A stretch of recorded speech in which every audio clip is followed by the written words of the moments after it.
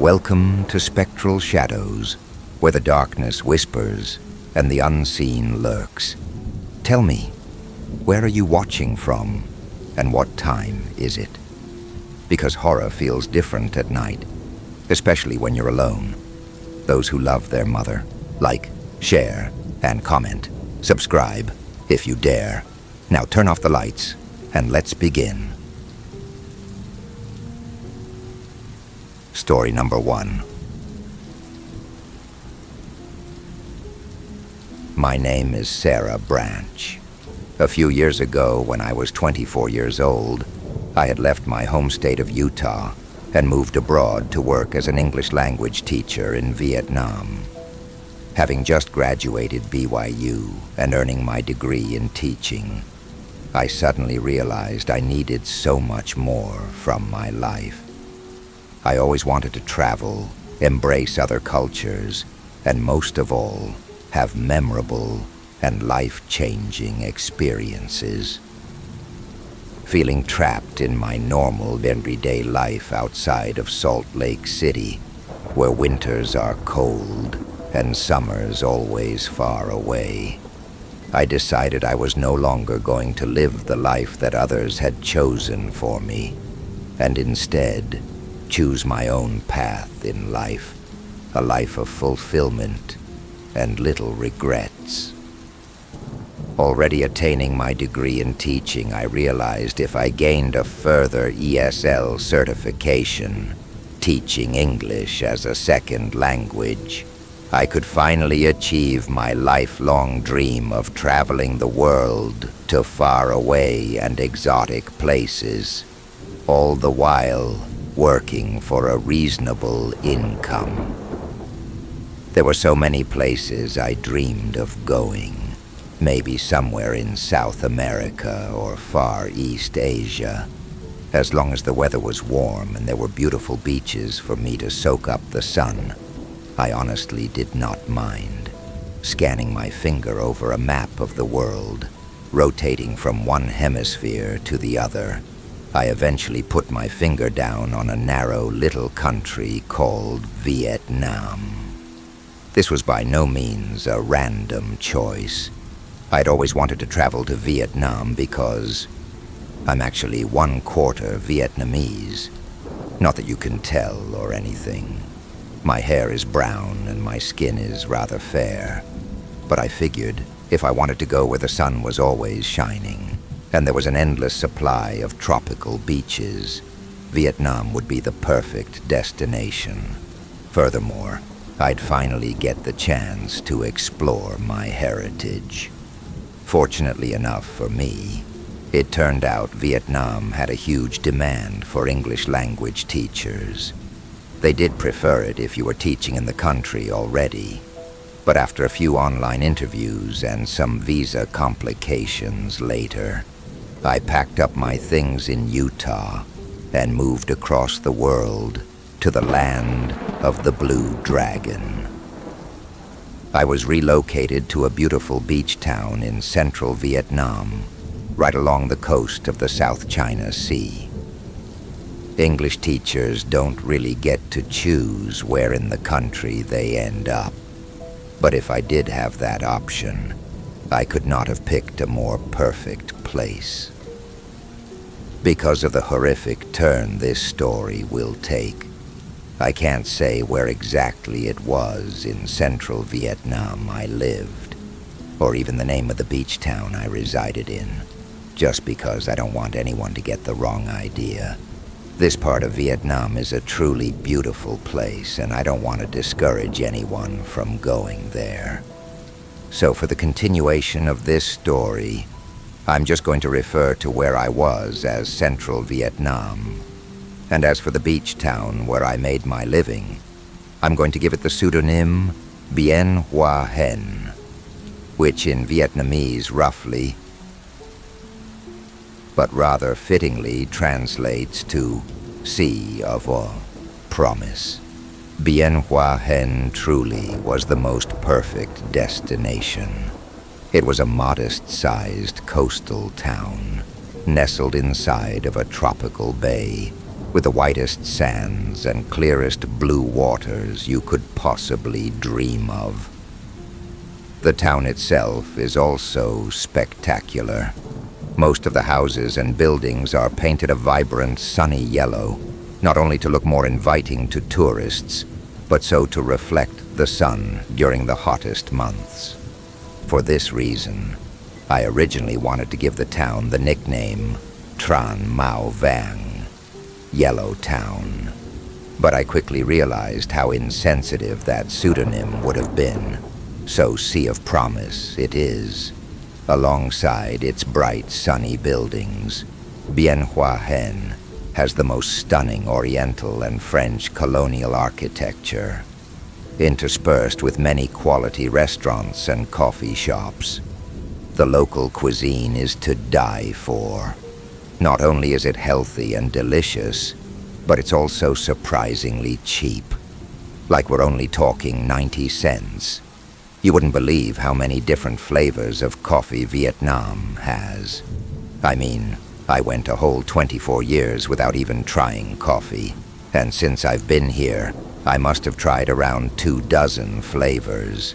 Another whimsy little aspect of this town is the many multicolored little plastic chairs that are dispersed everywhere.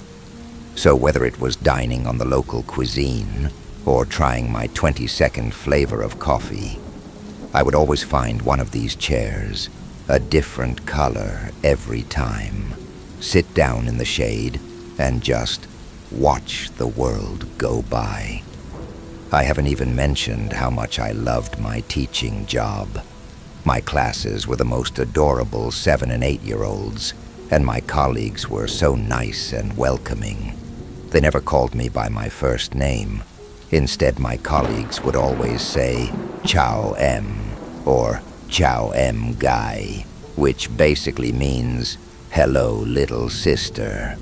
When I wasn't teaching or grading papers, I spent most of my leisure time by the town's beach, and being the boring vanilla person I am, I didn't really do much. Feeling the sun upon my skin while I observed the breathtaking scenery was more than enough.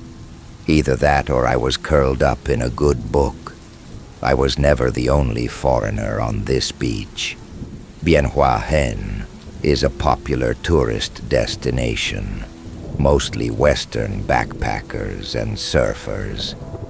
So if I wasn't turning pink beneath the sun, or memorizing every little detail of the bay's geography, I would enviously spectate fellow travelers ride the waves. As much as I love Vietnam, as much as I love Bien Hoa Hen, what really spoils this place from being the perfect paradise is all the garbage pollution. I mean, it's just everywhere. There is garbage in the town, on the beach, and even in the ocean. And if it isn't the garbage that spoils everything, it certainly is all the rats, cockroaches, and other vermin brought with it.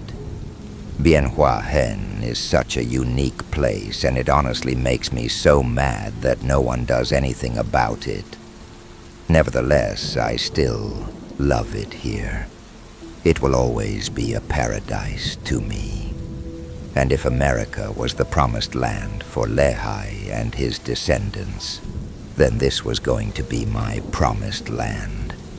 I had now been living in Bien Hoa Hen for 4 months, and although I had only 3 months left in my teaching contract, I still planned on staying in Vietnam, even if that meant leaving this region I'd fallen in love with and relocating to another part of the country. Since I was going to stay, I decided I really needed to learn Vietnamese, as you'd be surprised how few people there are in Vietnam who can speak any to no English.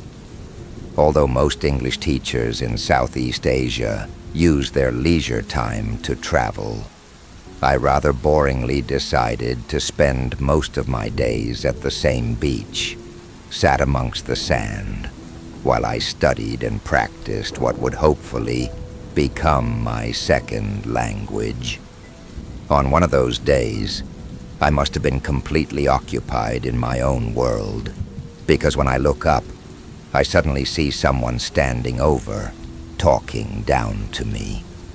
I take off my headphones, and shading the sun from my eyes, I see a tall, late 20-something tourist, wearing only swim shorts and cradling a surfboard beneath his arm. Having come in from the surf, he thought I said something to him as he passed by, where I then told him I was speaking Vietnamese to myself and didn't realize anyone could hear me. We both had a good laugh about it, and the guy introduces himself as Tyler. Like me, Tyler was American, and unsurprisingly, he was from California. He came to Vietnam for no other reason than to surf. Like I said, Tyler was this tall, very tanned guy, like he was the tannest guy I had ever seen. He had all these different tattoos he acquired from his travels, and long brown hair, which he regularly wore in a man bun. When I first saw him standing there, I was taken back a little, because I almost mistook him as Jesus Christ. That's what he looked like. Tyler asks what I'm doing in Vietnam, and later in the conversation he invites me to have a drink with him and his surfer buddies at the beach town bar. I was a little hesitant to say yes, only because I don't really drink alcohol. But Tyler seemed like a nice guy, and so I agreed. Later that day, I meet Tyler at the bar, and he introduces me to his 3 surfer friends. The first of Tyler's friends was Chris, who he knew from back home. Chris was kind of loud and a little obnoxious, but I suppose he was also funny. The other 2 friends were Brody and Haley, a couple from New Zealand. Tyler and Chris met them while surfing in Australia, and ever since, the 4 of them have been traveling, or more accurately, surfing the world together. Over a few drinks, we all get to know each other a little better, and I told them what it's like to teach English in Vietnam. Curious as to how they're able to travel so much, I asked them what they all do for a living. Tyler says they work as vloggers, bloggers, and general content creators, all the while traveling to a different country every other month. You wouldn't believe the number of places they've been to: Hawaii, Costa Rica, Sri Lanka, Bali, everywhere. They didn't see the value of staying in just one place and working a menial job when they could be living their best lives, all the while being their own bosses. It did make a lot of sense to me, and was not that unsimilar to my reasoning for being in Vietnam. The 4 of them were only going to be in Bien Hoa Hen for a couple more days, but when I told them I hadn't yet explored the rest of the country, they insisted that I tag along with them. I did come to Vietnam to travel, not just stay in one place. The only problem was I didn't have anyone to do it with. But I guess now I did. They even invited me to go surfing with them the next day. Having never surfed a day in my life, I very nearly declined the offer. But coming all this way from cold and boring Utah, I knew I had to embrace new and exciting opportunities whenever they arrived. By early next morning, and pushing through my first hangover, I had officially surfed my first ever wave. I was a little afraid I'd embarrass myself, especially in front of Tyler, but after a few trials and errors, I thankfully gained the hang of it.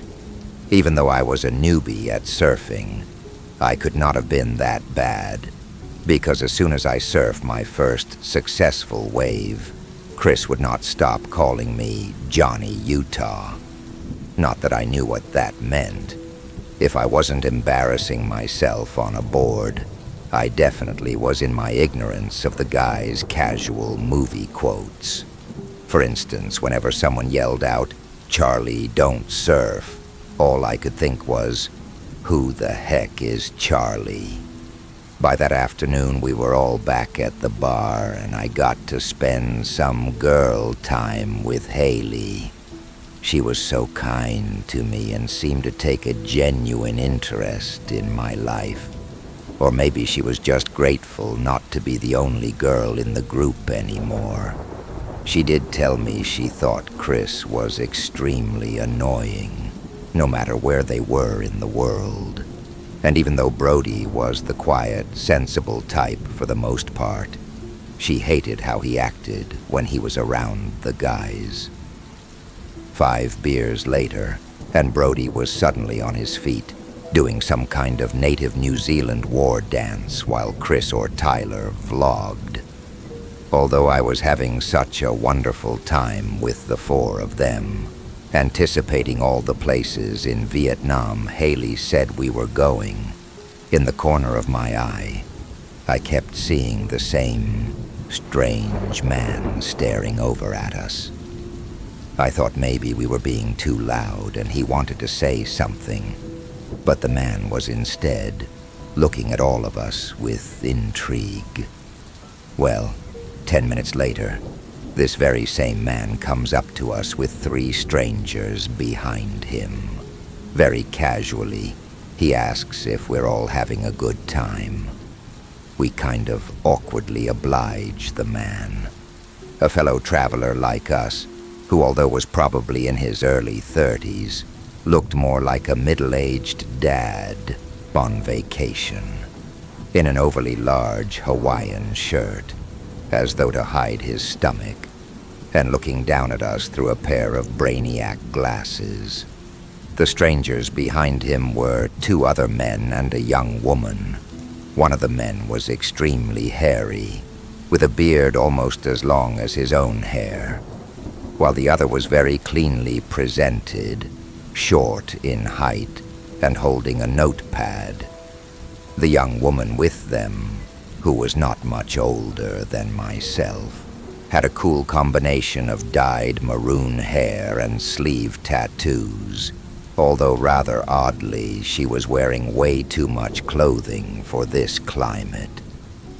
After some brief pleasantries, the man in the Hawaiian shirt then says, "I'm sorry to bother you folks, but I was wondering if we could ask you a few questions." Introducing himself as Aaron, the man tells us that he and his friends are documentary filmmakers and were wanting to know what we knew of the local disappearances. Clueless as to what he was talking about, Aaron then sits down without invitation at our rather small table and starts explaining to us that for the past 30 years, tourists in the area have been mysteriously going missing without a trace. First time they were hearing of this, Tyler tells Aaron they have only been in Bien Hoa Hen for a couple of days. Since I was the one who lived and worked in the town, Haley asks me if I knew anything of the missing tourists.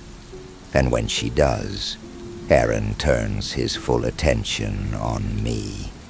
Answering his many questions, I told Aaron I only heard in passing that tourists have allegedly gone missing, but wasn't sure what to make of it. But while I'm telling him this, I notice the short guy behind him is writing everything I say down, word for word, before Aaron then asks me, with desperation in his voice, "Well, have you at least heard of the local legends?" Suddenly gaining an interest in what Aaron's telling us, Tyler, Chris, and Brody drunkenly inquire, "Legends? What local legends?"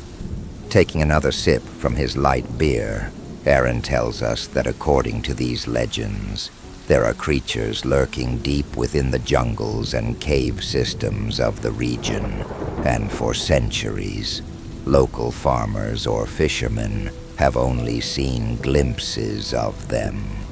Feeling as though we're being told a scary bedtime story, Chris rather excitedly asks, "Well, what do these creatures look like?" Aaron says the legends abbreviate, and there are many claims to their appearance, but that they're always described as being humanoid. Whatever these creatures were, paranormal communities and investigators have linked these legends to the disappearances of the tourists.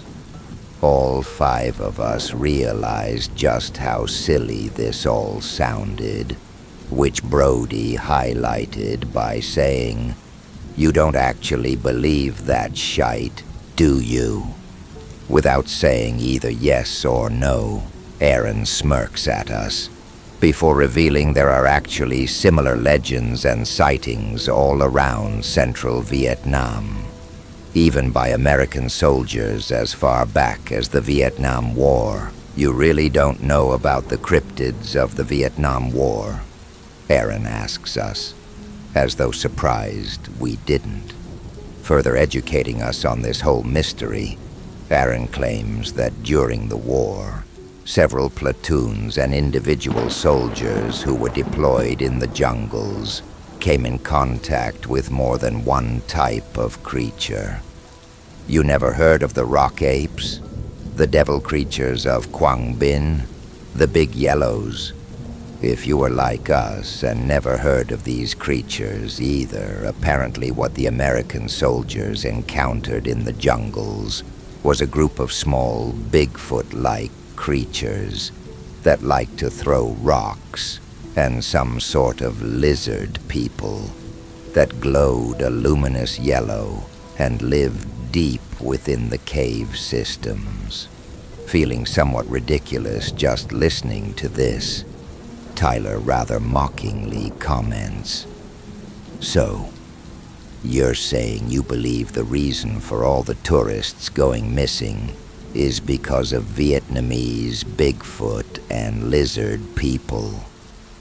Aaron and his friends must have received this ridicule a lot, because rather than being insulted, they looked somewhat amused. "Well, that's why we're here," he says. "We're paranormal investigators and filmmakers, and as far as we know, no one has tried to solve the mystery of the Vietnam Triangle. We're in Bien Hoa Hen to interview locals on what they know of the disappearances, and we'll follow any leads from there. Although I thought this all to be a little kooky, I tried to show a little respect and interest in what these guys did for a living, but not Tyler, Chris, or Brody. They were clearly trying to have fun at Aaron's expense. So, what did the locals say? Is there a Vietnamese Loch Ness monster we haven't heard of? Like I said, Aaron was well acquainted with this kind of ridicule, because rather spontaneously he replies, "Glad you asked," before gulping down the rest of his low-carb beer. According to a group of fishermen we interviewed yesterday, there's an unmapped trail that runs through the nearby jungles. Apparently, no one knows where this trail leads to. Not even the locals do, and anyone who tries to find out for themselves are never seen or heard from again. As amusing as we found these legends of ape creatures and lizard men, hearing there was a secret trail somewhere in the nearby jungles where tourists are said to vanish, even if this was just a local legend, it was enough to unsettle all of us. Maybe there weren't creatures abducting tourists in the jungles, but on an unmarked wilderness trail, anyone not familiar with the terrain could easily lose their way. Neither Tyler, Chris, Brody, or Haley had a comment for this. After all, they were fellow travelers. As fun as their lifestyle was, they knew the dangers of venturing the more untamed corners of the world. The 5 of us just sat there, silently, not really knowing what to say, as Aaron very contentedly mused over us. We're actually heading out tomorrow in search of the trail. We have directions and everything. Aaron then pauses on us before he says, "If you guys don't have any plans, why don't you come along? After all, what's the point of traveling if there ain't a little danger involved?" Expecting someone in the group to tell him we already had plans, Tyler, Chris, and Brody share a look to one another, and to mine and Haley's surprise. They then agreed. Haley obviously protested. She didn't want to go gallivanting around the jungle where tourists supposedly vanished. "Oh, come on, Hale. It'll be fun. Sarah, you'll come, won't you?" "Yeah." "Johnny Utah wants to come, right?" Haley stared at me, clearly desperate for me to take her side. I then glanced around the table to see so too was everyone else, neither wanting to take sides or accept the invitation. All I could say was that I didn't know what I wanted to do. Although Haley and the guys were divided on whether or not to accompany Aaron's expedition, it was ultimately left to a majority vote. And being too sheepish to protest, it now appeared our plans of traveling the country had changed to exploring the jungles of central Vietnam. Even though I really didn't want to go on this expedition, it could have been dangerous after all. I then reminded myself why I came to Vietnam in the first place: to have memorable and life-changing experiences. And I wasn't going to have any of that if I just said no when the opportunity arrived. Besides, tourists may well have gone missing in the region, but the supposed legends of jungle-dwelling creatures were probably nothing more than just stories. I spent my whole life believing in stories that turned out not to be true, and I wasn't going to let that continue now. Later that night, while Brody and Haley spent some alone time, and Chris was with Aaron's friends, smoking you-know-what, Tyler invited me for a walk on the beach under the moonlight. Strolling barefoot along the beach, trying not to step on any garbage, Tyler asks me if I'm really okay with tomorrow's plans, and that I shouldn't feel peer-pressured into doing anything I didn't really want to do. I told him I was okay with it and that it should be fun. "Don't worry," he said. "I'll keep an eye on you." I'm a little embarrassed to admit this, but I kinda had a crush on Tyler. He was tall, handsome, and adventurous. If anything, he was the sort of person I wanted to be, traveling the world and meeting all kinds of people from all kinds of places. I was a little worried he'd find me boring, a small city girl whose only other travel story was a premature mission to Florida. Well, soon enough, I was going to have a whole new travel story. This travel story. We get up early the next morning, and meeting Aaron with his documentary crew, we each take separate taxis out of Bien Hoa Hen. Following the cab in front of us, we weren't even sure where we were going exactly. Curving along a highway which cuts through a dense valley, Aaron's taxi suddenly pulls up on the curve, where he and his team jump out to the beeping of angry motorcycle drivers. Flagging our taxi down, Aaron tells us that according to his directions, we have to cut through the valley here and head into the jungle. Although we didn't really know what was going to happen on this trip. We were just along for the ride after all. Aaron's plan was to hike through the jungle to find the mysterious trail, document whatever they could, and then move on to a group of cave systems where these creatures were supposed to lurk. Reaching our way down the slope of the valley, we follow along a narrow stream which acted as our temporary trail. Although this was Aaron's expedition, as soon as we start our hike through the jungle, Chris rather mockingly calls out, "All right, everyone, keep a lookout for lizard people, Bigfoot and Charlie." Where again, I thought to myself, who the heck is Charlie? It was a fun little adventure, exploring through the trees, hearing all kinds of birds and insect life. One big problem with Vietnam is there are always mosquitoes everywhere. And surprise, surprise, the jungle was no different. I still had a hard time getting acquainted with the Vietnamese heat, but luckily the hottest days of the year had come and gone. It was a rather cloudy day, but I figured if I got too hot in the jungle, I could potentially look forward to some much welcomed rain.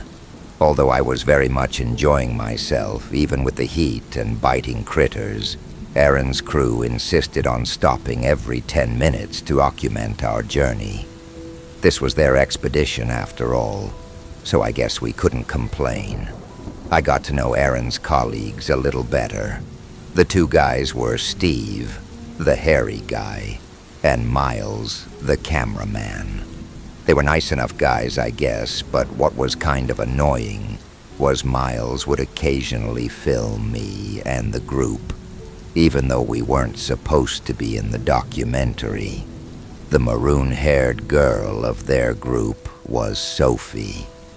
The two of us got along really great, and we talked about what it was like for each of us back home. Sophie was actually raised in the Appalachians in a family of all boys, and already knew how to use a firearm by the time she was 10, even though we were completely different people. I really cared for her, because like me, she clearly didn't have the easiest of upbringings, as I noticed under her tattoos were a number of scars.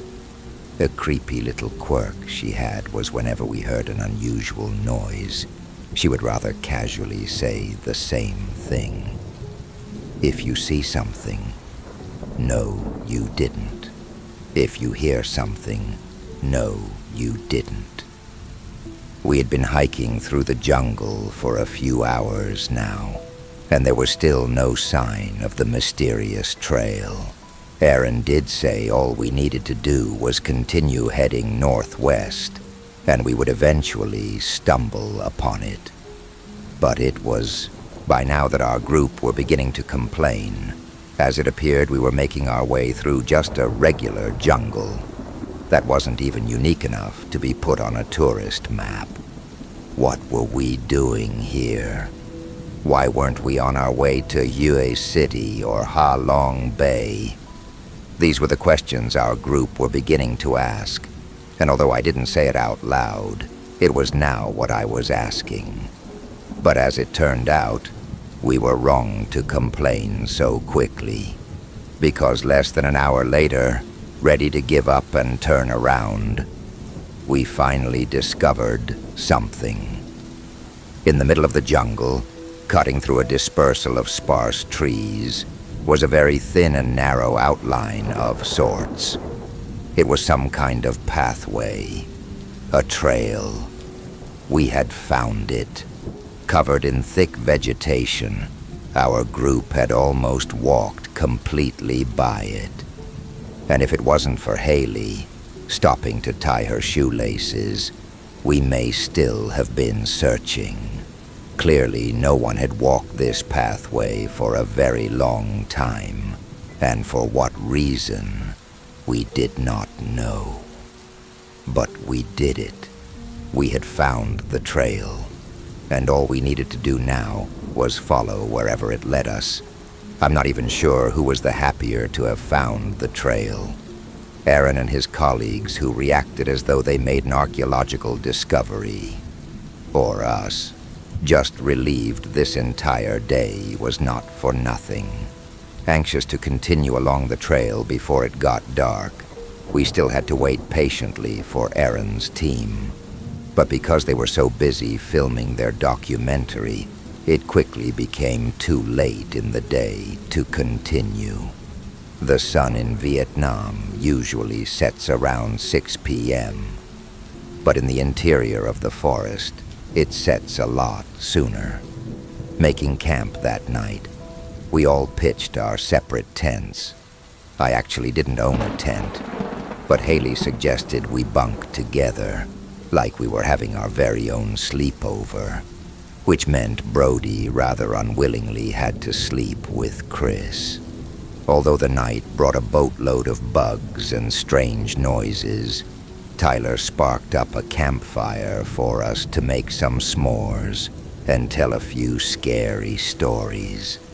I never really liked scary stories, and that night, although I was having a lot of fun, I really didn't care for the stories Aaron had to tell. Knowing I was from Utah, Aaron intentionally told the story of Skinwalker Ranch. And now I had more than one reason not to go back home. There were some stories shared that night I did enjoy, particularly the ones told by Tyler. Having traveled all over the world, Tyler acquired many adventures he was just itching to tell. For instance, when he was backpacking through the Bolivian Amazon a few years ago, a boat had pulled up by the side of the river. 5 rather shady men jump out, and one of them walks right up to Tyler, holding a jar containing some kind of drink and a dozen dead snakes inside. This man offered the drink to Tyler, and when he asked what the drink was, the man replied it was only vodka, and that the dead snakes were just for flavor.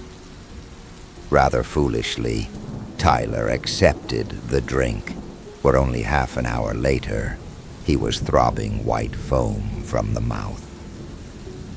Thinking he had just been poisoned and was on the verge of death, the local guide in his group tells him, "No worry, senor. It just snake poison. You probably drink too much." Well, the reason this stranger offered the drink to Tyler was because, funnily enough, if you drink vodka containing a little bit of snake venom, your body will eventually become immune to snake bites over time. Of all the stories Tyler told me, both the funny and idiotic, that one was definitely my favorite. Feeling exhausted from a long day of tropical hiking, I called it an early night. That and most of the group were smoking. You know what? Isn't the middle of the jungle the last place you should be doing that? Maybe that's how all those soldiers saw what they saw. There were no creatures here. They were just stoned, and not from rock-throwing apes. One minor criticism I have with Vietnam, aside from all the garbage, mosquitoes, and other vermin, was that the nights were so hot, I always found it incredibly hard to sleep. The heat was very intense that night, and even though I didn't believe there were any monsters in this jungle, when you sleep in the jungle in complete darkness, hearing all kinds of sounds, it's definitely enough to keep you awake. Early that next morning, I get out of mine and Haley's tent to stretch my legs. I was the only one up for the time being, and in the early hours of the jungle's dim daylight, I felt completely relaxed and at peace. Very zen, as some may say. Since I was the only one up, I thought it would be nice to make breakfast for everyone. And so, going over to find what food I could rummage out from one of the backpacks, I suddenly get this strange feeling I'm being watched. Listening to my instincts, I turn up from the backpack, and what I see in my line of sight, standing as clear as day in the middle of the jungle, I see another person, It was a young man, no older than myself. He was wearing pieces of torn, olive-green jungle clothing, camouflaged as green as the forest around him.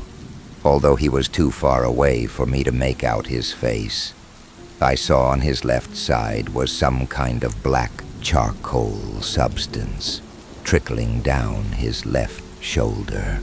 Once my tired eyes better adjust on this stranger, standing only 50 feet away from me, I realize what the dark substance is.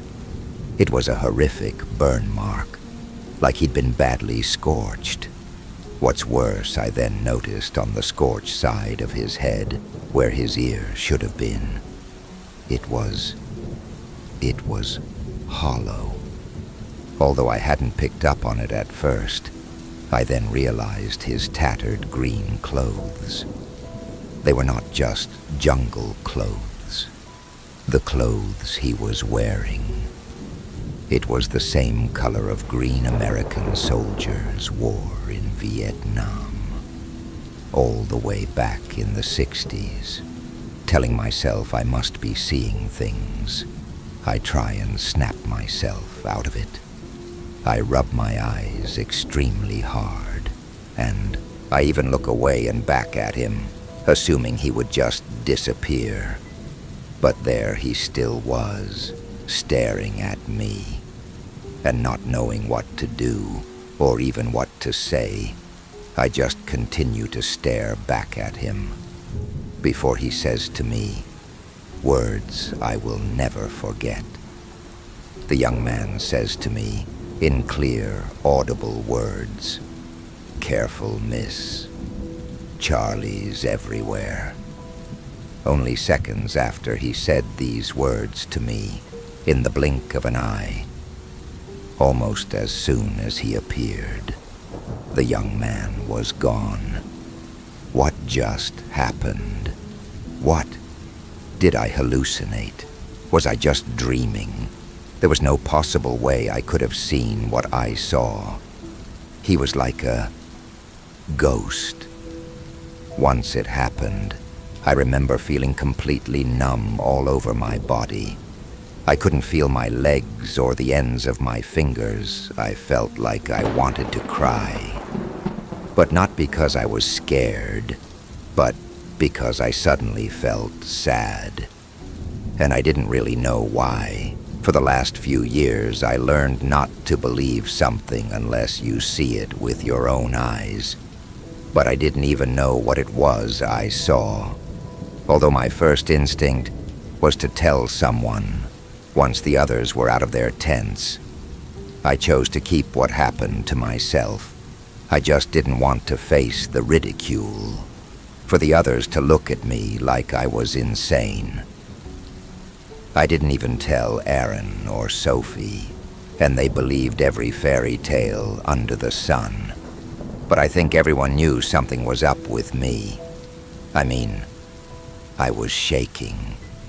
I couldn't even finish my breakfast.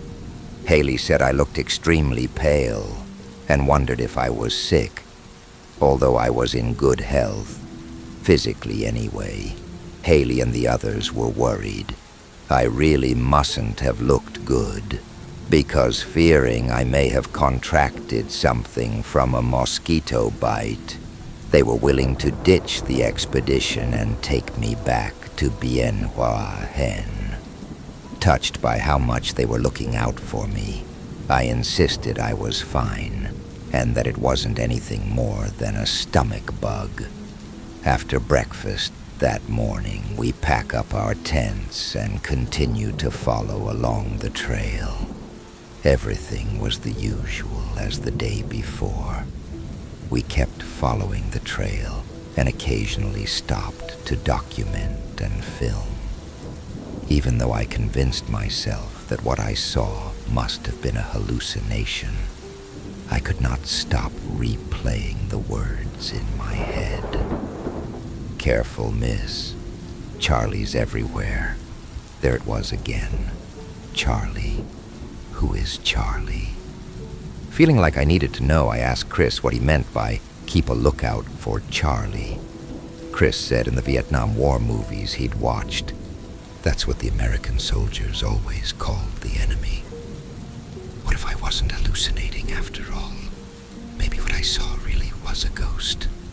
The ghost of an American soldier who died in the war, and believing the enemy was still lurking in the jungle somewhere, he was trying to warn me. But what if he wasn't? What if tourists really were vanishing here, and there was some truth to the legends? What if it wasn't Charlie the young man was warning me of? Maybe what he meant by Charlie was something entirely different. Even as I contemplated all this, there was still a part of me that chose not to believe it, that somehow the jungle was playing tricks on me. I had always been a superstitious person. That's what happens when you grow up in the church. But why was it so hard for me to believe I saw a ghost? I finally had evidence of the supernatural right in front of me, and I was choosing not to believe it. What was it Sophie said? If you see something, no you didn't. If you hear something, no you didn't. Even so, the event that morning was still enough to spook me enough that I was willing to heed the figment of my imagination's warning, keeping in mind that tourists may well have gone missing here. I made sure to stay directly on the trail at all times, as though if I wandered out into the forest, I would be taken in an instant. What didn't help with this anxiety was that Tyler, Chris, and Brody, quickly becoming bored of all the stopping and starting, suddenly pull out a football and start throwing it around amongst the jungle, zigzagging through the trees as though the trees were linebackers. They asked me and Haley to play with them, but with the words of caution, given to me that morning still fresh in my mind, I politely declined the offer and remained firmly on the trail. Although I still wasn't over what happened, constantly replaying the words like a broken record in my head. Thankfully, it seemed as though for the rest of the day nothing remotely as exciting was going to happen. But unfortunately, or more tragically, something did. By mid-afternoon, we had made progress further along the trail. The heat during the day was intense, but luckily by now the skies above had blessed us with momentous rain.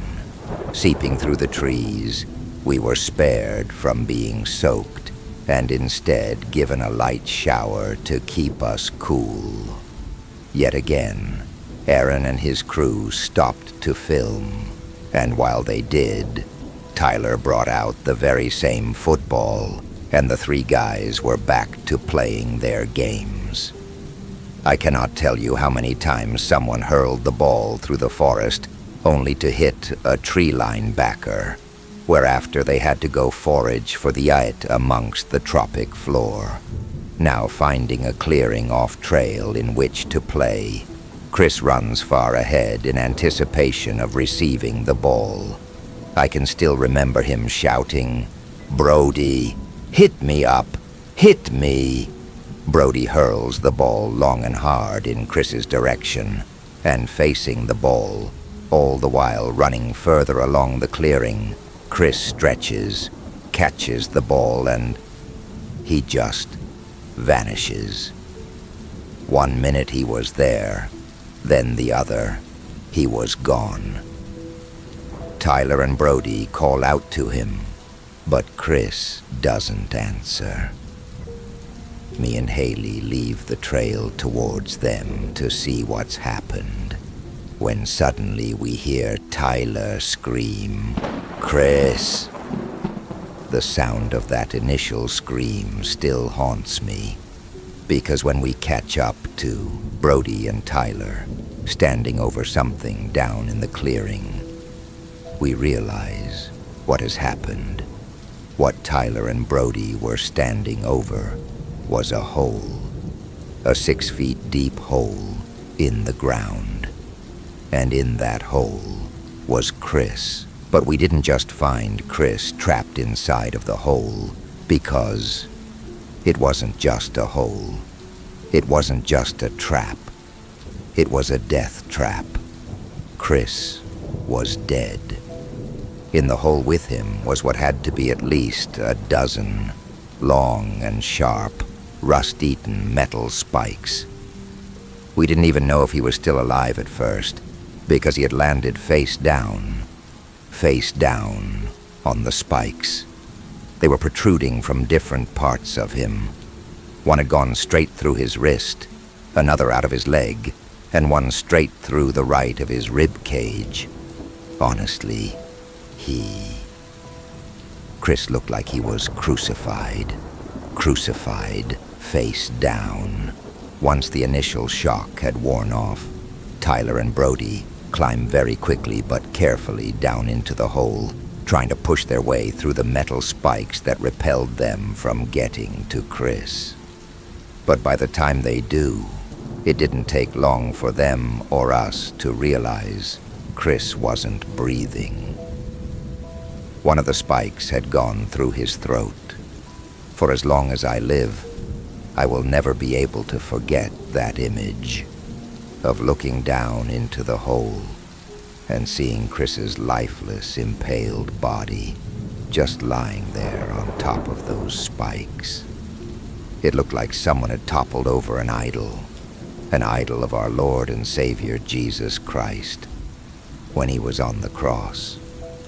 What made this whole situation far worse was that when Aaron, Sophie, Steve, and Miles catch up to us, instead of being grieved or even shocked, Miles leans over the trap hole and instantly begins to film. Tyler and Brody, upon seeing this, were furious. Carelessly clawing their way out the hole, they yell and scream after him. "What the hell do you think you're doing? Put the fucking camera away. That's our friend." Climbing back onto the surface, Tyler and Brody try to grab Miles's camera from him, and when he wouldn't let go, Tyler aggressively rips it from his hands. Coming to Miles's aid, Aaron shouts back at them, "Leave him alone. This is a documentary." Without even a second thought, Brody hits Aaron square in the face, breaking his glasses and knocking him down. Even though we were both still in extreme shock, hyperventilating over what just happened minutes earlier, me and Haley try our best to keep the peace, Haley dragging Brody away while I basically throw myself in front of Tyler. Once all of the commotion had died down, Tyler announces to everyone, "That's it. We're getting out of here." And by we, he meant the four of us. Grabbing me protectively by the arm, Tyler pulls me away with him while Brody takes Haley, and we all head back towards the trail in the direction we came. Thinking I would never see Sophie or the others again, I then hear behind us, "If you insist on going back, just watch out for mines." Mines. Stopping in our tracks, Brody and Tyler turn to ask what the heck Aaron is talking about. 16% of Vietnam is still contaminated by landmines and other explosives. 600,000 at least. They could literally be anywhere. Even with a potentially broken nose, Aaron could not help himself when it came to educating and patronizing others. "And you're only telling us this now," said Tyler. "We're in the middle of the fucking jungle. Why the hell didn't you say something before?" Would you have come with us if we did? Besides, who comes to Vietnam and doesn't fact-check all the dangers? I thought you were travelers. It goes without saying, but we headed back without them. For Tyler, Brody, and even Haley, their feeling was if those four maniacs wanted to keep risking their lives for a stupid documentary, they could. We were getting out of here, and once we did, we would go straight to the authorities so they could find and retrieve Chris's body. We had to leave him there. We had to leave him inside the trap, but we made sure he was fully covered and no scavengers could get to him. Once we did that, we were out of there. As much as we regretted this whole journey, we knew the worst of everything was probably behind us and that we couldn't take any responsibility for anything that happened to Aaron's team. But I regret not asking Sophie to come with us, not making her come with us. Sophie was a good person. She didn't deserve to be caught up in all of this. None of us did. Hurriedly making our way back along the trail, I couldn't help but put the pieces together. In the same day an apparition warned me of the jungle's surrounding dangers, Chris tragically and unexpectedly fell to his death. Is that what the soldier's ghost was trying to tell me? Is that what he meant by Charlie? He wasn't warning me of the enemy. He was trying to warn me of the relics they had left. Aaron said there were still 600,000 explosives left in Vietnam from the war. Was it possible there were still traps left here too? I didn't know. But what I did know was, although I chose to not believe what I saw that morning, that it was just a hallucination, I still heeded the apparition's warning, never once straying off the trail. And it more than likely saved my life. Then I remembered why we came here. We came here to find what happened to the missing tourists. Did they meet the same fate as Chris? Is that what really happened? They either stepped on a hidden landmine or fell to their death. Was that the cause of the whole mystery? The following day, we finally made our way out of the jungle and back to P24. We told the authorities what happened, and it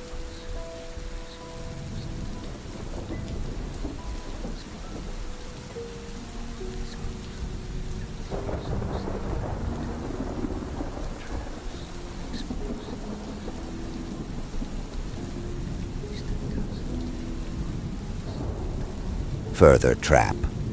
What they didn't find was any evidence whatsoever for the missing tourists. No bodies, no clothing or any other personal items. As far as they were concerned, we were the first people to trek through that jungle for a very long time. But there's something else. The rescue team, who went out to save Aaron, Sophie, Steve, and Miles from an awful fate. They never found them. They never found anything.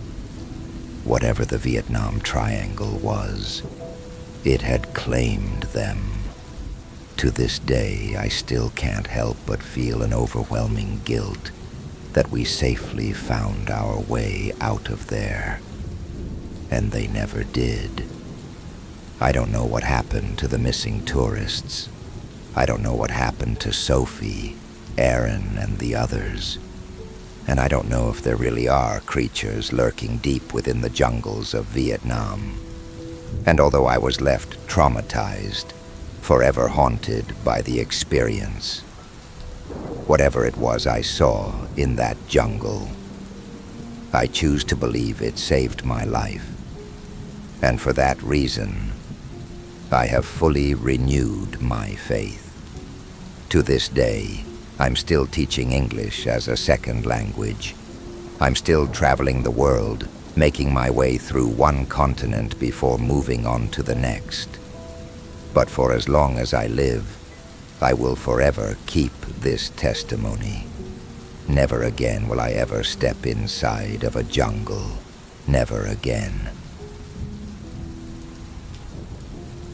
Story number 2. It was a cool autumn night. The fire was warm on my face. The wind was cool on my back. The air was cool and crisp, as you could expect from the autumn season. My tent behind me held all the necessary supplies for my weekend camping near the Great Lakes in the northern United States.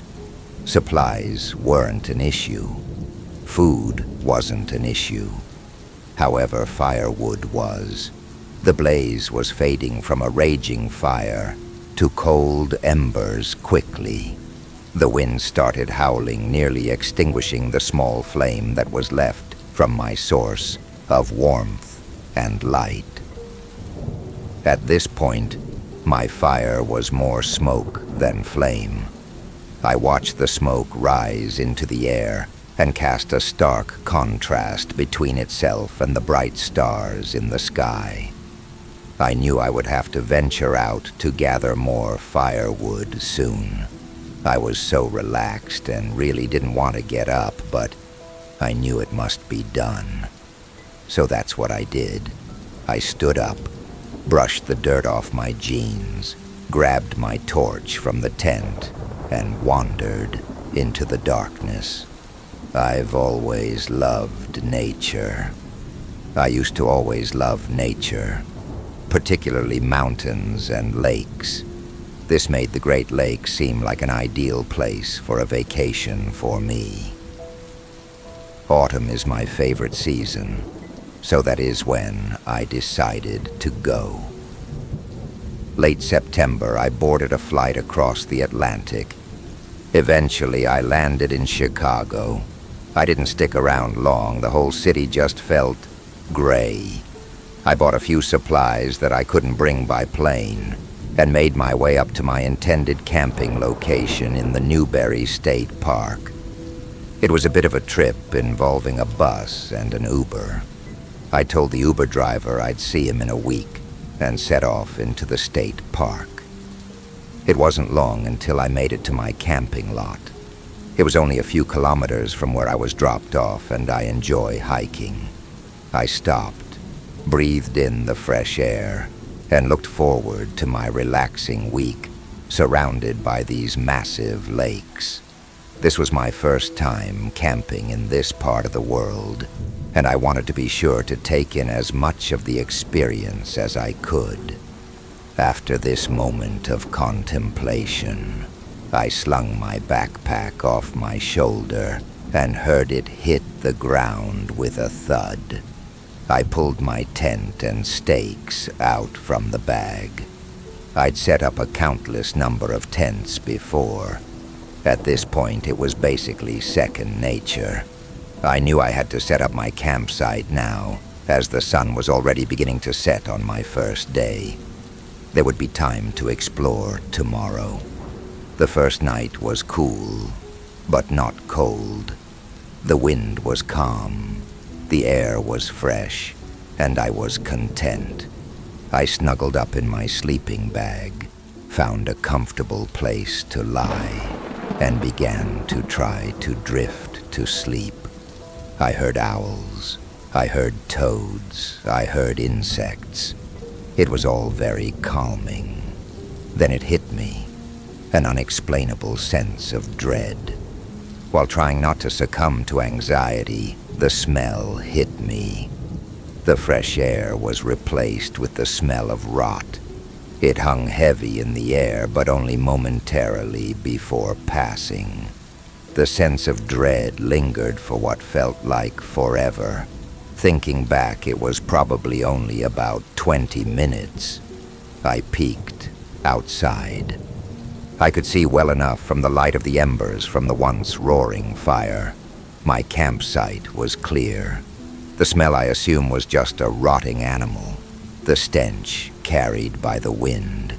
After all, wolves are common in this area. I eventually drifted to sleep. I woke up and everything that had happened the night before just felt like a vague dream. It wasn't going to stop me from enjoying the rest of my trip. Not like I could leave anyways. I didn't bring my cellular phone, as this was supposed to be a getaway.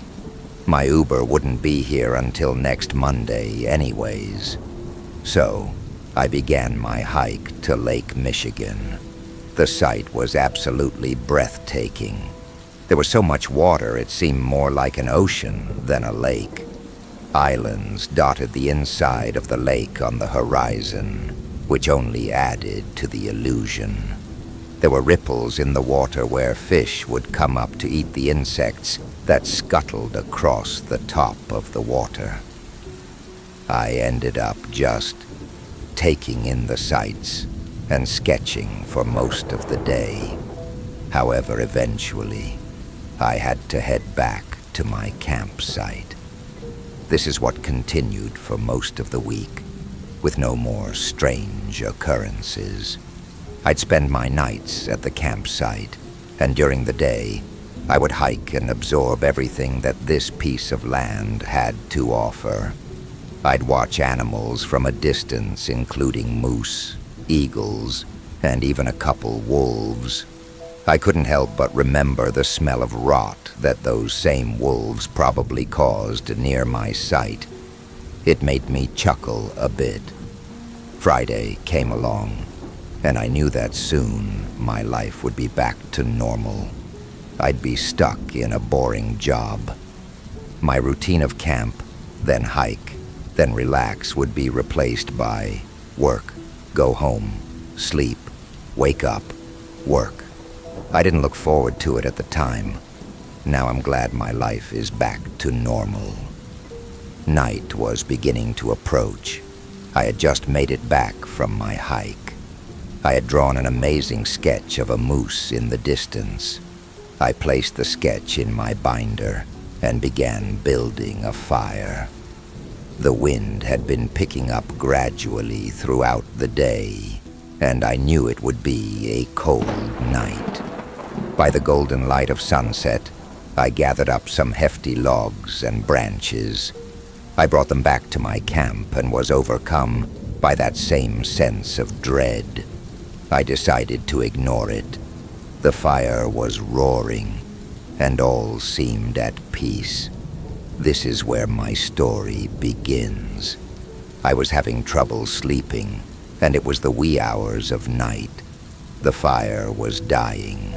I had to get more wood. Once I got past the tree line, I had recalled that I had collected most of the wood near my site throughout the week. So, I ventured deeper. I had my torch to illuminate my path, so all felt well. I have a habit of keeping my torch shining in front of me instead of at the ground. It was because of this that I kicked a rock, causing me to stumble to the ground. I heard a crack. The dirt was cold and wet. When I looked up, I noticed I was surrounded by darkness, pitch black. I scrambled for the torch, hoping the fall just knocked the batteries loose. My hands come in contact with the bedtime object that had led to my fall. It was unusually smooth and was very light for a stone of its size. It had unnatural indentions in it. I hold on to it. I want to get a better look at it when I find a clearing or my torch. Eventually, I am able to find my torch in the darkness. I give it a quick shake. My heart sinks as I hear the rattling coming from within it. At that point, I knew that the bulb had busted. I was stuck in the dark, with only the waning moon for light. I wait a few moments to give my eyes time to adjust, as the tall trees and their canopy of leaves above me were blocking most of the light.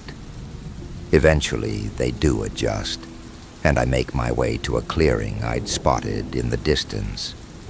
In the clearing, it was bright enough for me to see clearly when coupled with my eyes, having adjusted. I wanted to know what this object was. The first thing I noticed was the color, a light beige. There were cracks running through the top. As soon as I began to rotate it, I realized what it was and dropped it immediately. A skull. A human skull. Those strange grooves were teeth and eye sockets. I feel sick. I'm overcome by that same sense of dread. I drop to my knees and vomit. Then it hits me. The smell of rot. The smell is strong this time, like the fresh dead and blood. Is that the smell of blood? I recall thinking to myself. The smell is getting stronger. It's making me want to vomit again, but there is nothing left. I stand up. At the edge of the trees I see it. It's tall and skinny, gray and red. Antlers protrude from the creature's head. There's blood covering its whole body. Entire chunks of skin were missing, and some of the skin was hanging like leather straps off of its body. Bone was visible under the stripped skin. Each of its hands were long. The fingers were long, and even more frightening, its fingernails were long and curved like the claws of the eagles I had seen earlier. There was what looked like flesh hanging from the nails. It was dragging something long. It was a body. The body was clearly missing a head. Other than that, it was still whole. Maybe it was another camper. I was stunned and feared for my life at this moment. My body wouldn't move. I couldn't force it to move. I was feeling nauseas. Between the gruesome sight and the horrendous stench, I felt like fainting, but knew I would be dead if I did. I couldn't faint. At this moment, our eyes met. Its eyes had a slight glow to them, red. While my brain was still trying to comprehend this creature, it let out a horrendous roar. No, more like a scream. It sounded human, but also had the slight howl of a wolf. At the sound of that, my legs started to move on their own. I was running. I don't know where I was going, but I had to get away from there. As I ran, I built up the courage to look back. It was still there, lunging through the trees in massive strides. Its body was so thin. It seemed so weak, but it was so fast. As I moved through the forest, I could see more skulls and bones partially buried in the dirt. I didn't want to join them. At this point, fight or flight had taken over. I was ready to do both. I have a fair amount of knowledge on animals. I may not be able to do much to it, but could probably stun or weaken it. I make the decision to turn and fight. There was no way I could outrun it. No way that I could win in a fight. But I had to at least try to make more time for myself. While it was still running, in the middle of a massive stride, I throw the busted flashlight at it as hard as I can. It connects. It hits the monster square in the face, causing its head to lurch backwards, and the whole creature stumbles. As it was sliding, it moved to all fours and, like some kind of demonic animal, regained its stance in a matter of moments. It was once bipedal, and now it's on all fours. I hear a low growl. It sounds more like an impersonation of a wolf than an actual wolf, almost like a human trying its best to sound like one of the forest's greatest hunters. It was at this time that I clearly see its face. It looks almost human other than the exposed lower jawbone and horns sprouting from its head. It lunges at me and tries to slash at me with its massive, bloody claws. I catch the arm. It was about 3 feet long, which made it much easier to grab onto. In this moment, I quickly go for the eyes in an attempt to blind it. If I can succeed, I may be able to escape. The creature's head dropped. It was attempting to ram me with its vicious antlers. It connects. I feel these massive horns dig into my flesh and through my muscle. This is my chance, though. I make a fist and keep my thumb rigid. I dig my thumb into the massive glowing eye. The creature lets out a horrible blood-curdling scream, the kind of scream you only hear from someone who's facing death. The creature reels back. I take this moment to run. I don't look back until I make it to the campsite. My chest is on fire. My lungs are burning. My legs don't want to move another inch. I vomit some more, mostly just dry heaves. There's nothing behind me. I notice the air is crisp and fresh once more. I think I've made it. I wasn't about to stick around to find out through. I grab the essentials, throw them in my hiking bag, and leave. I make my way back to the ranger station I had seen on the way in. By this time, I had lost a lot of blood and felt sick. My vision was blurred. The rangers had left for the day, but there was a phone left for emergencies. I used it to call the local law enforcement. I take a seat and wait. I put pressure on the largest of the multiple incisions and try to stop them from bleeding. When the police arrive, they ask about my wounds. Of course, I can't tell them what actually happened, so I tell them I was attacked by a wild moose. On the way to the hospital, I sketch the creature I saw. It will always be in my binder to remind me of why I can't take nature for granted, and the scars to remind me not to return to the Great Lakes. This was over 5 years ago, and I haven't gone camping since then. Story number 3. There are comfortable lies we tell ourselves to avoid the everyday horrors of life. Serial killers exist, but not in my neighborhood. Some people die screaming, but I won't. There is evil in the world, but I'll know it if I see it. Comfortable lies, but the true comfort is in convincing yourself to believe them. Sometimes all it takes is a scary story, something impossible to distract from the true horrors that lurk next door. But sometimes the story, the distraction, and the truth are bound together by something that begs for a lie of its own. When I was growing up, we had a scary story in our neighborhood. There was, and still is as far as I know, a house at the end of Schroeder Lane that kids called the Hunger House. It was a nice place, if a bit run down.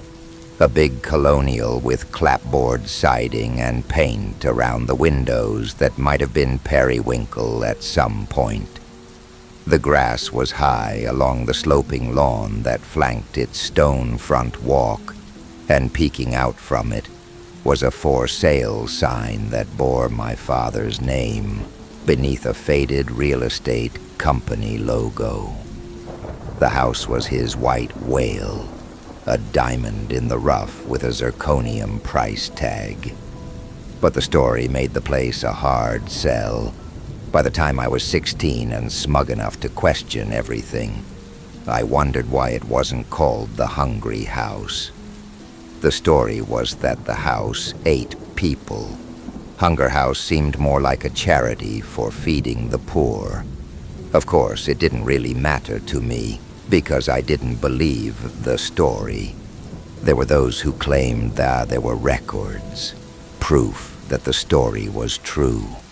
But I doubt you'd likely find too many 16-year-olds scouring the local courthouse or looking through old news microfiches for support of an urban legend. This was especially true of me. I had just discovered weed, and I had a girlfriend, and I had never seen evidence of the horrors of the Hunger House, but I had seen Caitlin's tits. Another less sinister distraction. My little brother, Connor, was a believer and the unofficial Hunger House lore keeper of our home, much to my father's dismay. My dad reaped his own harvest with that one, though. He and I had watched The Exorcist when I was 13 while my mom was away for the night. Connor had asked to stay up with us, and my dad relented. "It's just a movie," he'd sighed as Connor settled into the couch between us. He was right. But the consequence of just a movie wasn't a sudden awakening to the sound of Connor's night terrors. The consequence was a 7-year-old horror buff. He started watching as much as he could, as much as my parents would allow. And when he found out about the Hunger House, he was absolutely thrilled. Caitlin seemed amusedly curious as Connor regaled her with his collected mythos, while I made sandwiches in our kitchen. "So why does it eat people?" she asked. No one knows for sure, but there's a story about a family called the Stanbridges that lived there during the Great Depression of 1929, Connor answered, practically vibrating with dorky, morbid excitement. They didn't have enough money to feed their 3 kids, so they starved the youngest so the others could live. Pretty messed up, right? Why didn't the youngest kid just steal food or leave? There was a lot of snow that winter, a blizzard. Leaving wasn't an option, but the stealing part was. So they tied her up, the youngest daughter, in one of the bedrooms. "Kinky," Caitlin quipped. The utterance caught my attention, and I saw Connor struggling with the flippant dismissal. No, not kinky, scary. They left her there to die alone. Her dad brought her water, but he knew the rest of the family would feed her, so he locked the door and kept her isolated. Isolated? Are you sure you aren't older than 10? Connor bristled at her interruption. The daughter wasn't. She was 8. And after 2 weeks, the dad found her bones. Just her bones, and every one of them covered in teeth marks. Caitlin frowned. "The house apparently has mouths," I added. "Lots of them." That was another part of the story that seemed strange, though I did get how dozens of hungry mouths sprouting from the floorboards was more disturbing than a room that just caused flesh to disappear. "Weird," Caitlin said, "and creepy." Connor took the victory with a somber nod, and we ate lunch as he expounded on the other gruesome stories of residents and squatters and curious teenagers. My dad got home as Connor was getting to the Morris kid, one of the more recent stories. He groaned, and I groaned in silence with him. My dad hated Connor's story time, and I hated that Caitlin and I had squandered third base time for it. "Caitlin, sweetie, whatever spooky BS my son is telling you, it's all make-believe. That house is fine. It's in remarkable shape for the time it's been empty. It has most of the original woodwork, great light, and because of this absurd story, it's a pariah. Ridiculous." My dad grabbed my sandwich and took a bite. Did Connor tell you he's been in that house half a dozen times? He's only been eaten once, maybe twice. Caitlin laughed. I chuckled, and Connor fumed. I've never spent the night, he shot back. The house only takes you if you spend the night. That's what the blood sponge bed is for. I'm sorry, the blood sponge bed, Caitlin asked. There's a bed in one of the bedrooms that's like a magic altar for human sacrifice, I snarked. The magical thing about it, though, is that no matter how many people get eaten on it, it soaks up the blood like a sponge and always looks magically not bloody. It's an antique oak bed from the late 1800s, my dad soberly explained while cracking a beer. It conveys with the house absolutely gorgeous details and no blood. My dad was always seemingly trying to sell the house even to a pair of teenagers. Perhaps it was his way of counteracting the lore, or perhaps he was just a consummate salesman. Why don't you buy it, Mr. Keating? She asked, stroking my ankle with her foot beneath the dining table. Caitlin, if I had been my agent when I was looking 16 years ago, I probably would have. Sadly, I've got a home equity loan to pay for the deck. It's like a ball and chain tethered to the value of the house. I interrupted him with a curt, "Dad, old people stuff seems awesome, truly, but Caitlin and we have a project for school." He feigned being wounded by the news and gave Caitlin a crestfallen look. She shrugged and smiled apologetically. "Fine," he said finally, "but that door better be open when your mom gets home." "Yeah, Dad." My dad probably put on a television show and dipped into his beer. For all I know, Connor spent the next few hours writing speculative fan fiction about the Hunger House. I went upstairs and made out with Caitlin, and about 10 minutes in, she stopped and looked very serious all of the sudden. "I think I might have a surprise for you, but I've got to think about it," she ended the thought with a smirk, and my 16-year-old mind went wild with speculative fiction of my own. Caitlin and I had been dating for 8 months. We'd been playing fumbling teenage cat and mouse for a little over a year prior. I felt like I knew her so well with a kind of moronic youthful certainty, but she was spontaneous in a way that I found endlessly intriguing. I wasn't expecting it, for example, when she circled back to the Hunger House as we took a break from vigorous dry humping. She asked about Jack Morris, the Morris kid, and I gave an exaggerated sigh. "No, seriously, I'm curious. Do you know the story?" "It's gonna kill the mood." "No, it won't. And even if it does, we'll revive it." She smiled flirtatiously, and I hoped she was right. Jack Morris died when I was 4. It's not something I really remember firsthand, but it was a close enough event to my generational interest that I knew most of the versions of the story. My dad's version involves a kid with mental issues who killed and ate a deer in the house and another kid who ran away. Connor's version was more grisly, so that's the one I told. Jack went to the Hunger House with his friend, Kyle Rutledge, on a dare. They knew about the house, and the friends that dared them knew the legend. I like to think that no one believed it.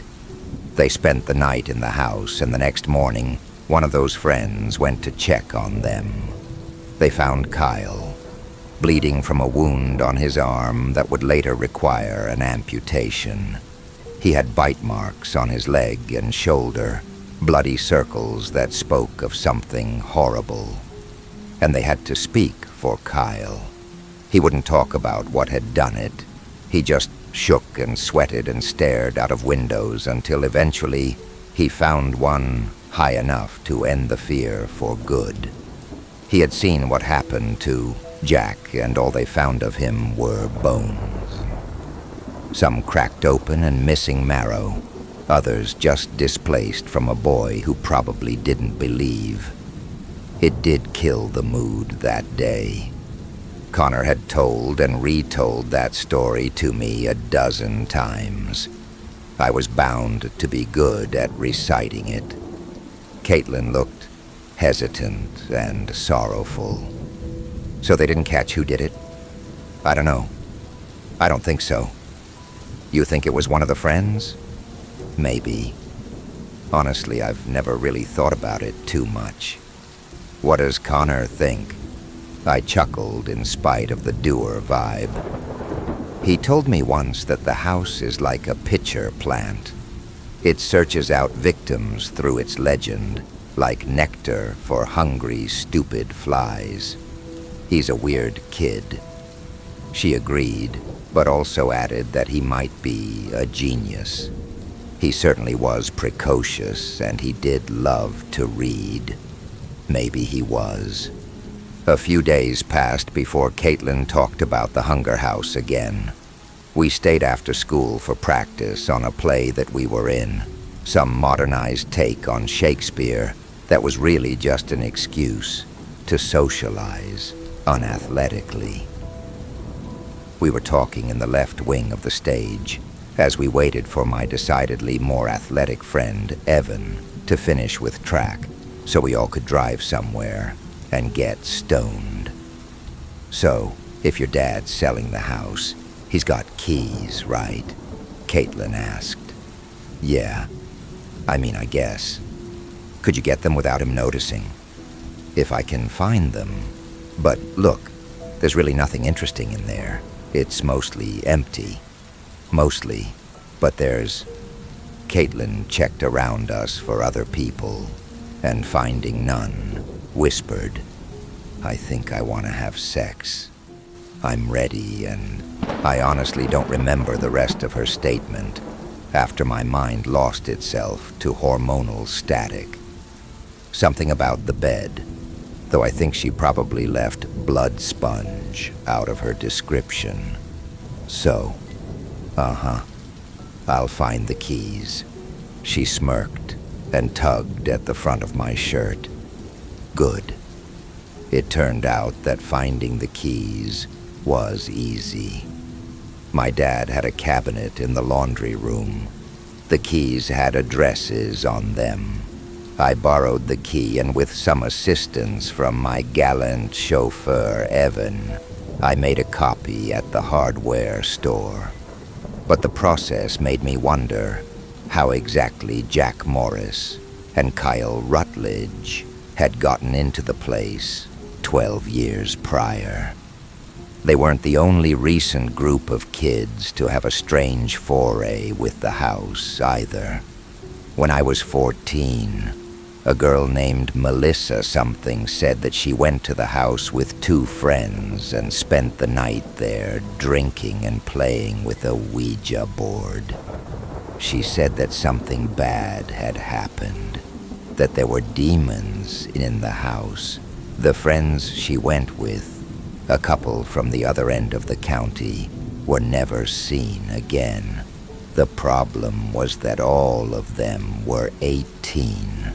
An adult couple running away together just seemed like an elopement or something similar. But Melissa insisted on some vague, horrific event without getting into any details. After her night in the house, she had a missing chunk of flesh on her arm or her leg, but she also had a long tally of old scars from a history of cutting. It all added up to something spooky, explainable as something unfortunate but normal. But I was curious about the logistics of getting into a locked house. so I asked Connor. He seemed hesitant, a consequence of my tendency to wind him up into lengthy monologues on his urban legends, only to turn them into some kind of joke at his expense. I tried to seem earnest. Connor, I'm not trying to fuck with you. I genuinely want to know. The house is for sale. It stays locked. And it's been forever since Dad talked about a broken window over there. He eyed me suspiciously, but relented. People respect what the house can do too much to damage it. Okay, so they say there's a butler. Not a person, really, but a part of the house. Some people think he's a ghost, but I don't think the house is haunted. It's hungry, so it lets people in. It wants them to come in. I've never heard of a butler in the stories people tell, I said. Well, he's a metaphor, I smirked.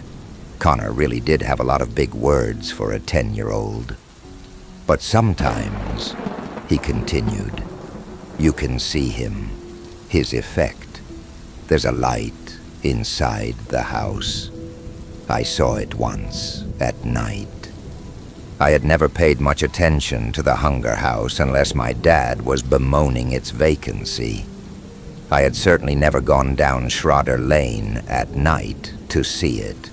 The street curved, ending at a cul-de-sac, and the house was flanked by a youngish widow, Ms. Donovan, and the Bensons, a childless couple who were friends with my parents. I digested the notion of a predatory house and the fact that Connor had fully accepted the abstract concept. Where do you get all this stuff from? I asked. Connor shrugged. Dad, mostly. Dad? He hates these stories. Yeah, maybe, but he knows I don't. I pondered that quietly for the better part of a minute. The stories got in the way of a sale that perpetually eluded my dad. But it seemed he was using them as a bridge. It made me smile, and then had another thought. Wait, why did you go down there at night? I asked. Connor shrugged again. Mom was working, and Dad went over to see Ms. Donovan. At night? Yeah. She called the house, I think. Or maybe he called her and then went over. I wanted to see if they were outside, but then I saw the butler's light and got scared. At 16, I'd seen enough movies to know about affairs, but I made excuses for my dad in the moment. He loved my mom, and despite her long hours, she loved him. They were fine. They loved us, and I was happy to be oblivious. I forgot about the drama of our neighborhood in the coming days as I concocted drama of my own. I told my parents I'd be staying with Evan on Friday night. It wasn't abnormal, and they didn't ask questions. As Caitlin was in the process of telling her parents a similar story, I decided to check my key copy after school. It worked fine. And as I ventured into the house, I began to appreciate the details my dad was always touting. The house was old. It looked old, but it was also clean. And to my surprise, the bed was made up with 2 pillows and white linens. It was comfortable, enough to be romantic, I guessed, in a room that looked grand, even in the absence of other furnishings. Friday evening, Caitlin came over for dinner, and the two of us ate quietly as my dad asked Connor about school. Connor shoehorned some story he had read online about a creepy staircase in the woods into an explanation about deciduous trees. It was very him. And then, as we were finishing our food, my dad introduced a bit of disruptive logic. So Caitlin, whenever you're ready to go, let me know and I'll drive you home. Fuck. This wrinkle was so obvious, but I hadn't considered it. Caitlin didn't have a car. My dad was miserably sober. My mind hastily searched for a solution, and then... Oh, thanks, Mr. Keating. But I'm actually going over to Darcy Childress's place after this. She's not far from here. Clever. Conniving, really. She smiled. The food was really good, by the way. Ben's always saying how good your waffles are, but you make a great carbonara, too. He does he? My dad asked, shooting me a glance as he went for the fridge. Well, maybe tomorrow morning you and Darcy could drop by and learn about my famous waffles firsthand. Darcy's off carbs, I think, she responded, but I'd love to come back by if it's not too much trouble. Fuck. I stared at Caitlin, awed and bewildered. Had she planned all of this, or was she just a truly fantastic liar? My dad cracked a beer and smiled back. You're in for a real treat, Caitlin. Can't wait, she replied, giggling as she grazed my leg with her hand. I volunteered to walk Caitlin to Darcy's and checked my overnight bag. Condoms, clothes, and a box of candles my mom saved for power outages. I almost forgot the key in the giddy rush to leave, but I didn't. And as we walked up the street, I tried to steer my mind away from something that needled it. I was a virgin. Caitlin wasn't. I'd asked her once what her number was, and she just looked at me. Finally, she had said, I'm not easy. I knew that, but 2 years prior, the school had a different opinion. A popular girl in my year named Trisha had broken up with her boyfriend, a popular guy named Dan. One of Trisha's minions had caught Caitlin doing something with Dan in one of the bathrooms at school. She took a picture. Then Trisha sent it around, and people turned their backs on Caitlin. I had seen the picture, too. My friend Evan offered terse wisdom on the matter when I took an interest in Caitlin. People fuck. He was right. I knew it didn't matter. I hoped it wouldn't matter. As we rounded the final curve of Schrader Lane, I stopped. Any petty thoughts I had been thinking evaporated. I thought the house was empty, Caitlin said. I swallowed in silent agreement and watched a light move inside the downstairs windows. I hadn't told Caitlin about the butler, and a part of me thought that the light Connor had seen before must have been my dad. But my dad was home, and both the Bensons' lights and Miss Donovan's lights were on. They were home too. The light in the Hunger House blinked out. I suggested we wait in the shadow of a patch of trees that divided the house from the Bensons' place. The act of sneaking and spying was actually kind of exhilarating. Caitlin asked, "Who do you think it is?" "I don't know. You want to bail?" She grinned. "And end our stakeout? Not a chance." We waited for what felt like a long while, whispering conspiratorially and trying not to laugh. Finally, a figure emerged from the back of the house. It stuck to the tree line, moved swiftly, and then disappeared. "Well, that's not weird," Caitlin whispered sarcastically. "You think they'll come back?" I asked. Caitlin shrugged. "We'll lock the doors. Probably just some kid who found an open one." I hoped she was right, but the excitement of the moment dissolved all but a scrap of my caution. We made our way in, and I checked the locks as Caitlin milled around the first floor. "Your dad wasn't kidding. This place is kinda fancy." It was. Not particularly creepy apart from the near silence of everything. But silence was good, I supposed. It meant we were alone. I turned around from the door to the backyard and saw that I was alone. Caitlin wasn't there. Caitlin. A moment later, I heard footsteps on the stairs. I followed them, ascended, and about halfway up, draped over the railing, I found a t-shirt. Down the upstairs hall, a bra. In the master bedroom, Caitlin. So, my feet bumped a skirt and a pair of underwear at the threshold. I had no good response, so I said nothing as I crossed the monumental distance between us. Afterward, we lay in the blood sponge bed. The sheets were soft, and when Caitlin eventually asked, "So, do you want to do it again?" I had a perfect response. Yeah.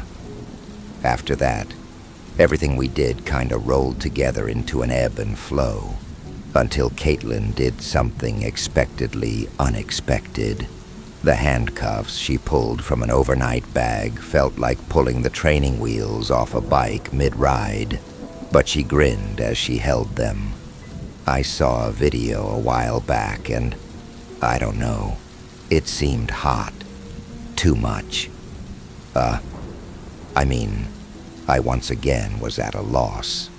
"They're for me, not you," she said. "Just a little, kinky."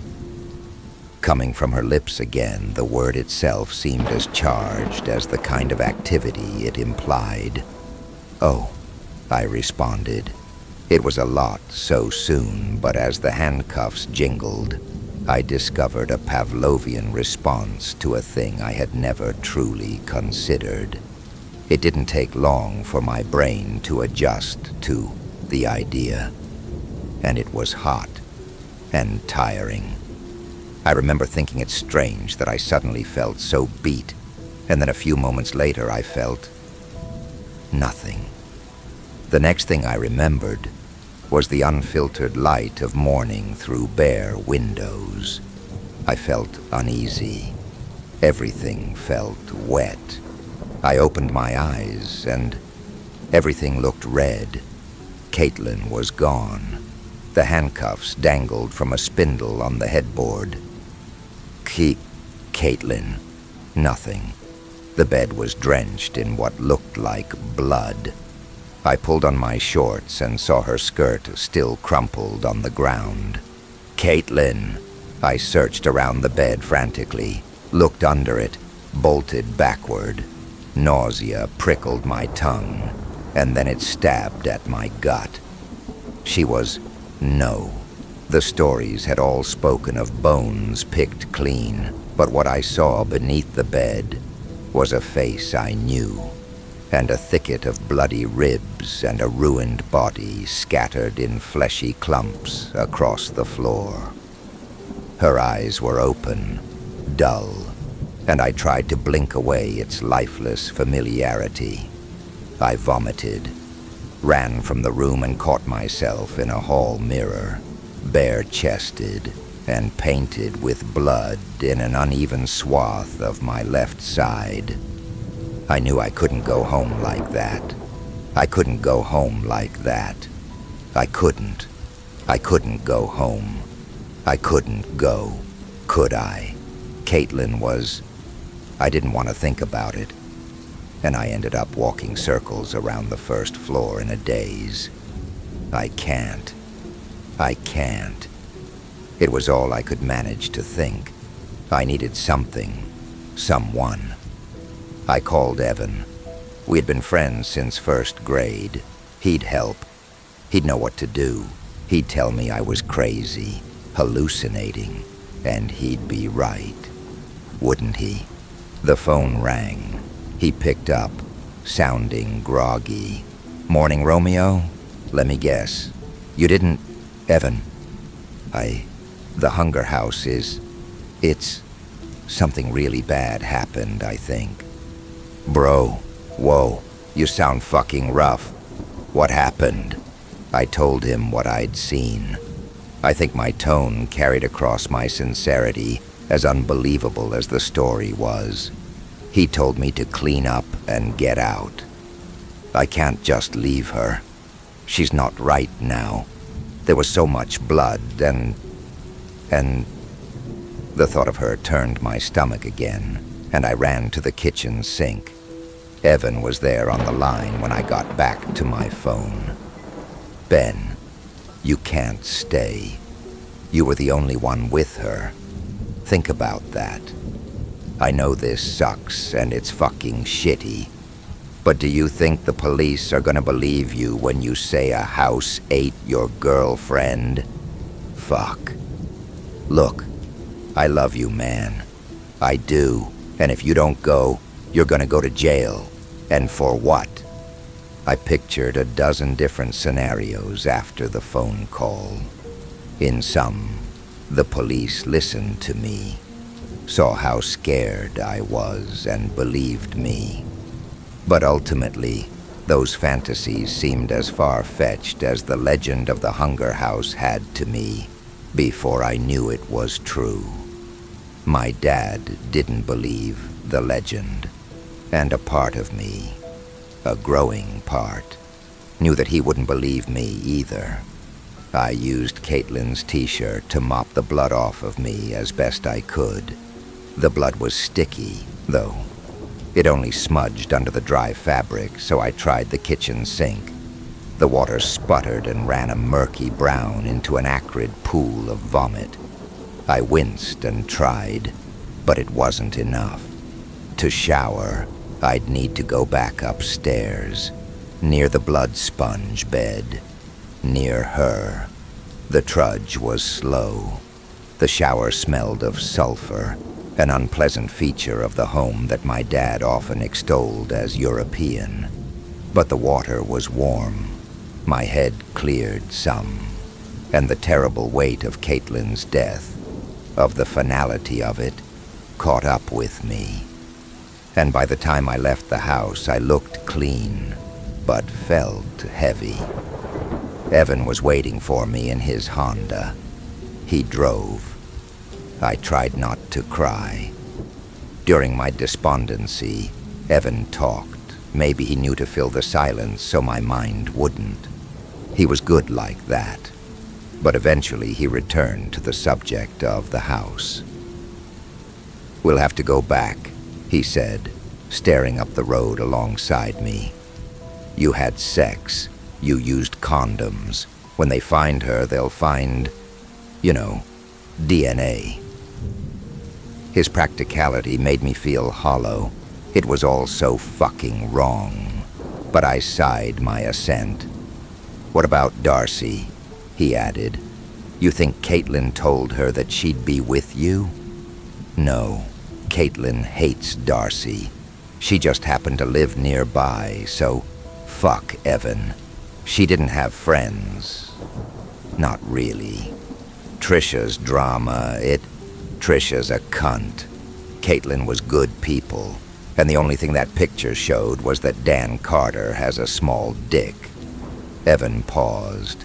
I didn't have the humor for his jab. "She was, though. Good people, I mean. You two were good together." I didn't respond. I couldn't. She didn't die of some disease or in a car crash.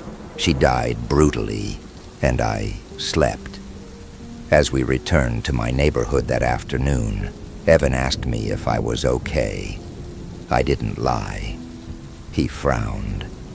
"Ben, if you want, I can go in and fix things." I wanted to let him, but she was my girlfriend.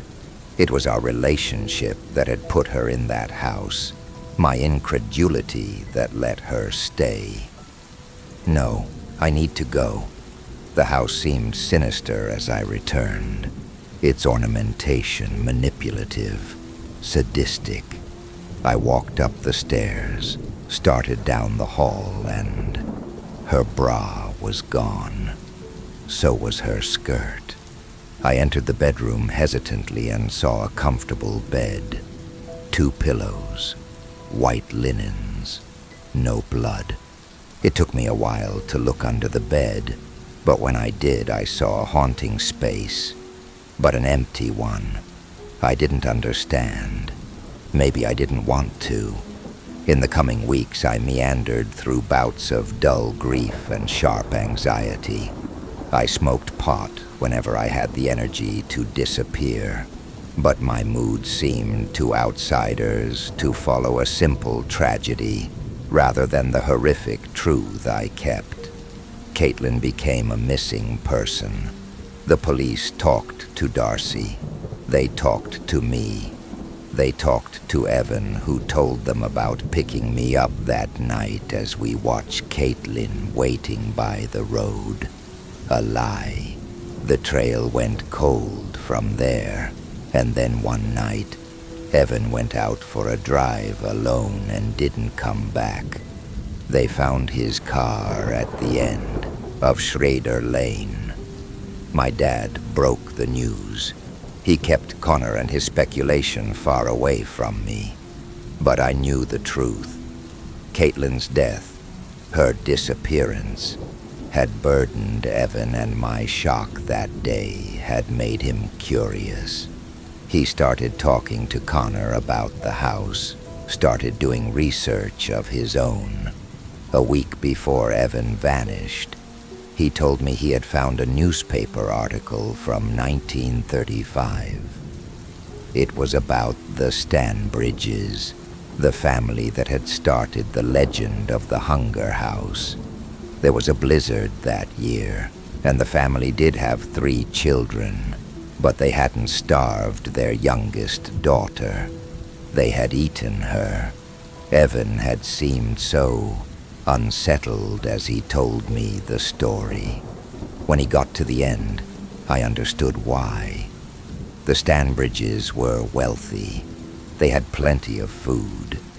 They weren't starving, but had eaten their child anyway. Why would they do it? He'd asked. It just seems evil.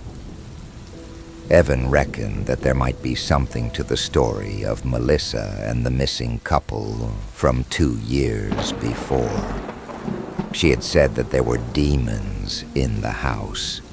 Maybe there were. My mom told me once that people do things for plenty of reasons that the rest of us will never understand. She's an ER nurse, one who has witnessed what she calls the indelible bruises of hard living. More than a few times, she had spoken of addiction, of mental illness, of all the little invisible things that slowly rob a person of their humanity. Maybe something invisible had robbed the Stanbridges of theirs. Or maybe both notions are true. Maybe humanity is the flesh that makes us good and tempers an evil below. Maybe a house can strip that bare. Maybe. But there were no answers for me. No philosophical salves that healed the absence of the people I loved. There was only a curving road with a vacancy at its end. An empty house full of horrid tales. The Hunger House fed my nightmares for months. Nightmares of screams in the dark, and terror-stricken faces and torn flesh. Sometimes I dreamt of Caitlin and Evan. Other times it was just people. It was moving lights in open windows. It was locked doors and shadows in the trees. It was the fabric of legend, the nectar of a pitcher plant, waiting to yawn open for the next hapless fly. But I didn't speak of what I'd seen, not for years. Not until my little brother abandoned his fascination with stories of fear for skepticism. He was growing up, abandoning the lore of dark places for a flashlight and a head full of certainty. It was probably inevitable that the Hunger House would become a target of his growing desire to disprove. And when he told me of his plan to go, I told him a story. Sounds like you just need therapy, he'd said when I finished. I had been that smug once. Just don't go. You don't understand. There's more to it than some fucking story, Connor. You used to make fun of me for believing. Now that I don't, you're, what, salty that it has to end? I felt frustration rising in me. I lost my 2 best friends. They died badly, okay? Oh, you're lonely. Wait, am I your bestie then? Real talk. That's kinda sad. Fuck you. He smirked. Look, I've got subscribers. People who watch me because they want to know how boring the world really is. But I think you know about that already, don't you? Too sad for a girlfriend. Too boring for friends that don't share your DNA. He was growing up, weaponizing his intelligence in some insufferable teenage rebellion against the person he used to be. But he understood so little. Feel how you want about me, Connor, I sighed. Yes, I don't have friends. I am sad.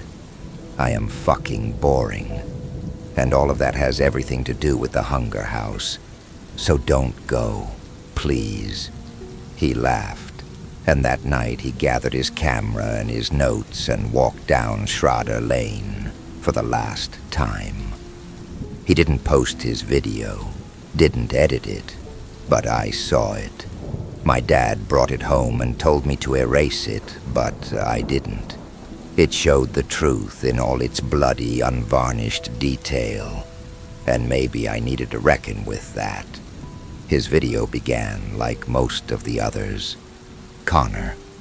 Hey, nightlighters. I'm here at 413 Schrader Lane, a place that locals call the Hunger House. That house right in back of me. Pretty spooky, right? Anyway, this one's an easy one to debunk. The legend says if you spend the night here, the house eats you. So I'm gonna spend the night. Note, add color on the house, maybe one of the stories. Not the Stanbridge one, though. Connor. Okay.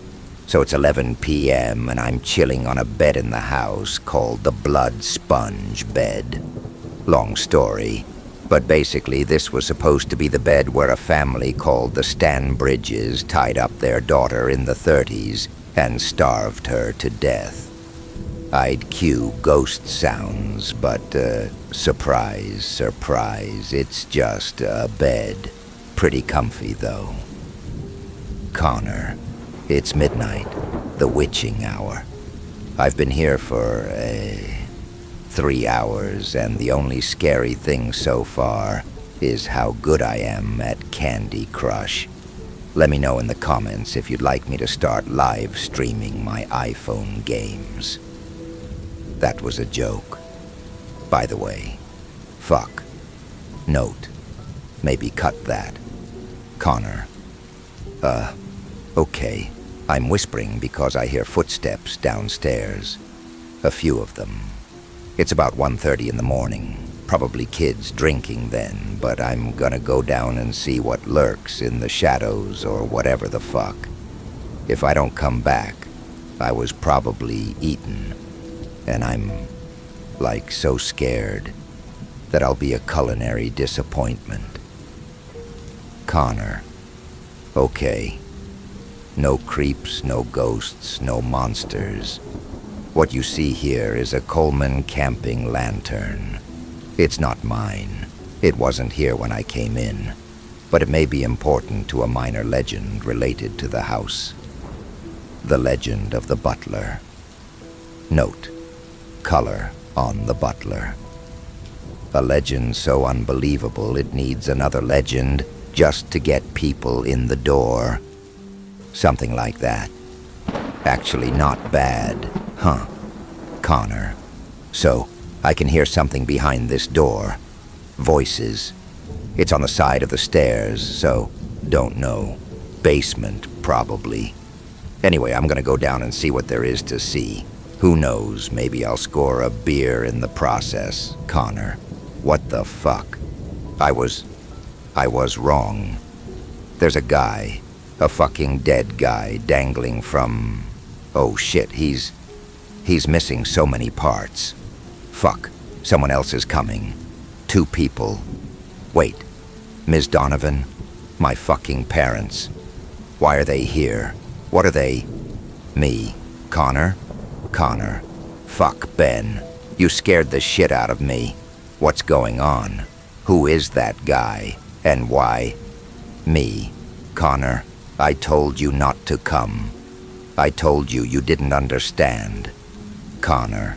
Who is that guy, Ben? What happened to him? Did you? Me. You don't understand. Connor. Oh my God.